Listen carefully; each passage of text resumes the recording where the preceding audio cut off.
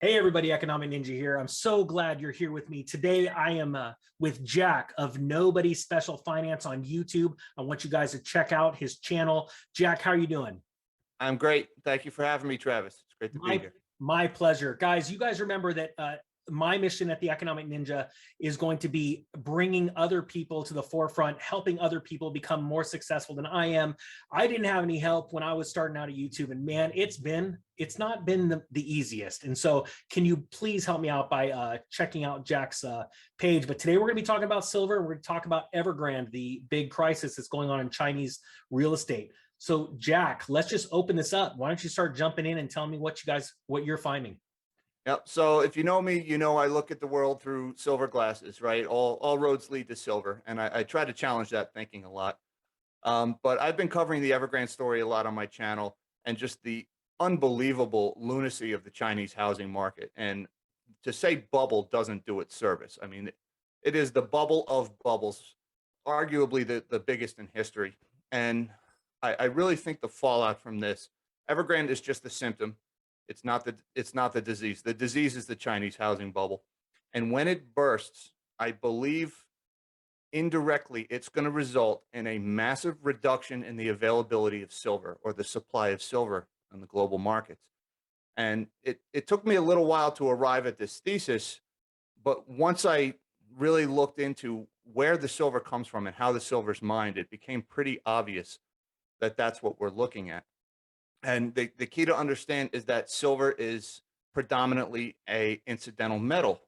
Most of the silver that comes out of the ground doesn't come from dedicated silver mines. Silver mines is only really about 27% of all the silver that we get. I'm going to share my screen here real quick, because I wanted to show you this one. I had this on my channel the other day. This is on Visual Capitalist. It's a great website. But scrolling down past some of where the countries it comes from, I came to this chart here, which is the first half pie chart I've ever seen in my life. But this represents the whole pie. For whatever reason, they made it half the donut. But it's showing where the silver comes from. And only 27% of it is coming from a primary silver mine. Another 16% comes from gold mines that also find silver. But for the sake of this theory, I want to focus on the lead, zinc, and copper, which according to this chart is 50% of all the silver that comes out of the ground. Yep. Okay, it comes from lead, zinc, and copper mines. And there is another chart. Pardon all the charts here, but I want to show you this one. This is showing global silver supply by the year. Now, this is a little hard to see, but what you can kind of see here is right around 1995 is really when the silver supply started picking up steam. And that coincides with the big boom in Chinese construction. And it makes sense, right? China was so hungry for steel and for copper to feed this engine of growth that in digging up all of this other metal, we also found all this silver. And you'll see the peak of this chart is 2015. Well, that was the first sign of any weakness in the Chinese housing market, was in 2015 when they had their first miniature housing crisis. And it's been in gradual decline ever since. And so if you look at China's use, right, zinc and copper is what really focused in on. And now zinc is a little bit of a stretch, but when you look at what the zinc gets used for, and another chart here, 50% of zinc gets used in galvanizing. Galvanizing is a corrosion treatment for structural steel. All right. Now, if there is a collapse in the housing market in China, there is going to be a reduction in demand. And I went to look how much of a reduction in demand, which brings us to our next chart, is the steel use by country. 46.4% of all the steel in the world gets consumed in China. Now that makes sense because China is the world's factory, right? But that's also fueling China's growth engine and this ridiculous amount of construction. And when I say ridiculous amount, there are 65 million vacant houses and apartments in China that were built for nobody to live in. No one lives in. That's the entire population of the country of France. They have done so much pointless building in that country, and it's finally coming to a head, and it's about to stop. So to visualize here, 46.4% of all steel consumed in the world is going into China. And when you look at how China uses their steel, another chart, 48% of it is construction. So that's 1/4 of the world's steel use is about to disappear. Okay. Go ahead. So if I'm hearing you right, essentially your thesis is right now, if China's moving into a recession or even worse, a depression, right, and they're going to have a severe slowing of their construction, which means they're going to be looking for less metals like zinc and copper. So that will lead them to finding less silver, right? Exactly.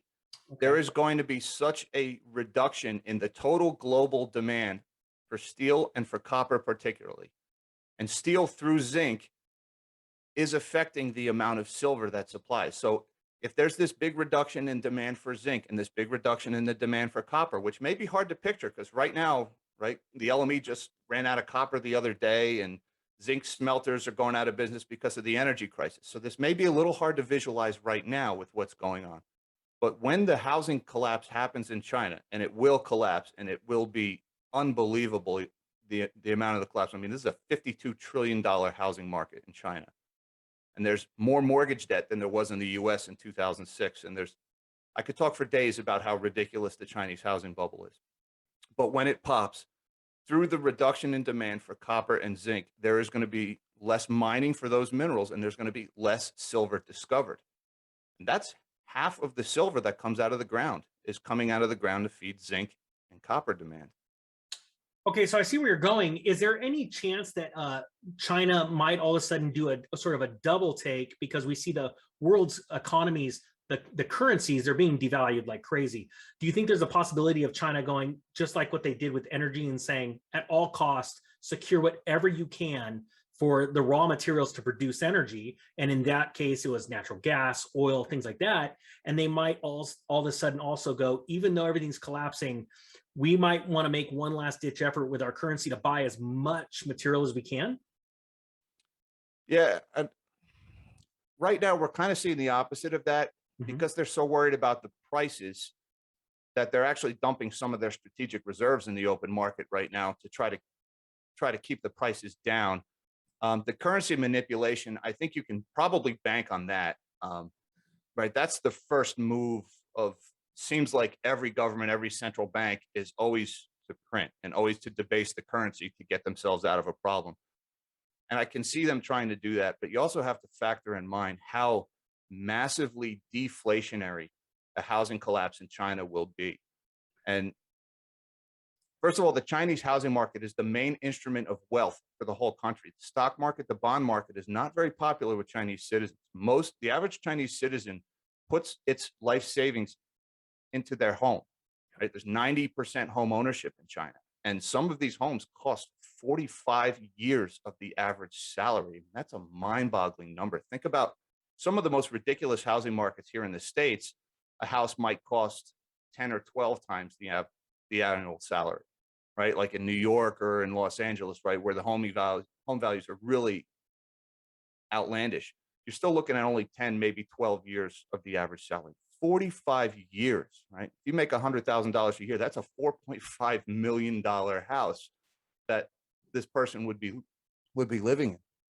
Gotcha. So, and I guess if you think about it, regardless if it's a recession and the government's print money to buy up more resources, your argument is that the mines might start closing down because of lack of demand at once. At one point in time, which could lead to a squeeze in the actual physical materials themselves, right? Right. And again, referring back to that chart that I showed of silver supply by year, if global construction returns to what it was like roughly in the 1990s, that would be almost a 50% reduction in the supply of silver compared to where it is right now. I got you. Another thing China might be looking at too is I know anything that's usually mined in China, they like to keep in China as much as they can. They don't allow any gold out. I don't know how much their silver numbers are exactly, but I do know it's very little compared to other countries. So this might be one of those plays where if they say, look, if our economy is going down, we might want to focus on buying outside right now and slow what we're doing, because in case we are running into a global recession, why would we sell our materials at a lower price? Why not try and pick up other countries? Yeah, and you're seeing a lot of that behavior already. on their fertilizer production in particularly, you're seeing a lot of like backdoor bans on exports. A lot of the fertilizer or the material to make fertilizer, because China's worried about its food security right now, it's being held up at the ports. They're making them go back and resubmit for applications to export this stuff. And the longer this stuff sits on the port, the more likely it is to just be sold into the spot market in China. So there's already hoarding going on at the national level in China, and they're definitely doing it with their energy supply, and they're buying a lot more energy from us in the States. But the more I thought about this and the limiting supply of silver, it really fits nicely into your dollar whippet theory also, because right now we've got inflation, which you've been calling, and I think a housing collapse in China would be massively deflationary, which again, you said would be the second step in this dollar whippet theory. And then the response, like most of the governments always is to print their way out of crisis. And at the same time, if they start printing their way out of crisis debasing their currency while the supply of silver on the market goes down drastically, you could see a hyperinflationary event develop out of that. Yeah, you're absolutely right. And so we are seeing, it sounds funny, but we're talking about China's real estate market, but right now, not a lot of people are understanding that the hottest markets in the country right now in our country are starting to deflate because of a massive, in my own area in California, we've seen a 300% increase in inventory in the last 90 days, and days on market are extending. So a lot of people all over the country keep saying, hey, Ninja, my area is hot. And I'm like, I get that, but you have to understand the bubble popped in the hottest areas, which means as that bubble deflates, there's less people leaving those hot areas for your area. So we're looking at China right now, but it's almost like we should also be going, okay, China can affect us, but how are we affecting us over here? So you're right. The dollar whippet theory so far is holding up. It's just, are we starting to see deflation in certain pockets? I'm seeing it in consumer discretionary spending right now. Personally, I don't know how you are, but are you seeing discretionary spending sort of slowing down around your area? I can tell you it's slowing down in my house because I'm definitely in cash raising mode right now. Because I think assets are about to go on sale at some point in the near future. And you're definitely seeing it. I think the supply chain is forcing a lot of a reduction in discretionary spending. You just can't get the stuff even if you want to spend the money. And that's supported by what happened with Snapchat yesterday with their earnings debacle, and how advertisers just aren't spending money right now. Because if you can't get any inventory, why spend money to advertise it? Totally. So I do see a reduction in spend coming. Yeah, and you know what? I'm the same way. This is cash raising season. We've done everything we can to get ready for it. Now we're getting ready for a deflationary pop. So cash is king in those situations, And keep in mind, the best assets, the baby gets thrown out with the bathwater in that environment. All those, remember March of 2020, gold and silver sold off with everything and came back with a vengeance right afterwards. So have that dry powder. Came in with a vengeance. I mean, what had happened to the physical coin cost? Really nothing. For a couple of days, the paper price dropped, the over spot price dropped, but literally within 48 hours, it slammed right back up. So yeah, physical was awesome during then. It was awesome during 2008. So yeah, that's definitely, you have dry powder and cash, but you have to always remember about your gold and silver physical, All right, in closing, is there anything you'd like to close on with? Because I want to remind everybody about your channel. Nope. Again, thank you for the opportunity. Just keep an eye on this story. I think it will take time to develop. This is not an overnight story. This is like a 1 year or a 2 year story. But that nobody's talking about this. Because it's once or twice removed. This is an after effect of a Chinese housing collapse. It's not going to be the first thing to happen. It's the second or the third thing to happen. Yes. So a lot of times, by the time the story breaks, it's already too late because the money has already moved and you've missed out on the trade. But nobody is talking about this one yet. So keep your eye on this story.